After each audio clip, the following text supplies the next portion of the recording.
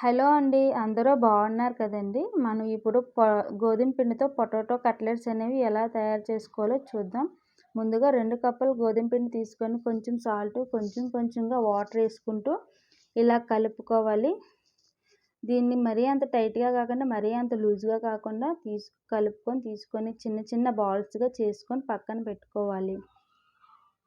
మనం చపాతీ, పూరి అనేది ఎలా రౌండ్‌గా చేసుకుంటామో అలానే చేసుకోవాలి. ముందుగా 2 బంగాళదుంపలను ఉడికించి తీసుకొని అందులో కొంచెం ఉప్పు, కొంచెం కారం వేసుకొని బాగా స్మాష్ చేసుకోవాలి. ఇలా స్మాష్ చేసి తీసుకున్న మిశ్రమాన్ని చపాతీ పైన అప్లై చేసుకొని చపాతీని అనేది ఫోల్డ్ చేసుకోవాలి. దాన్ని చిన్న చిన్నగా పీసెస్‌గా కట్ చేసుకొని ప్లేట్‌లోకి తీసుకోవాలి. చాలా ఈజీ రెసిపీ అండి. ఒకసారి తప్పకుండా ట్రై చేయండి. చాలా బావుంటది.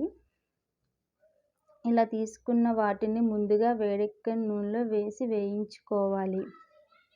మధ్య మధ్యలో టర్న్ చేసుకుంటూ గోల్డెన్ కలర్ వచ్చే వరకు వేయించుకోవాలి. అంతేనండి. చాలా ఈజీ రెసిపీ అండి. మార్నింగ్ టిఫిన్‌లో కానీ, ఈవినింగ్ స్నాక్స్‌గా కానీ చాలా బావుంటదండి. ఒకసారి తప్పకుండా ట్రై చేయండి.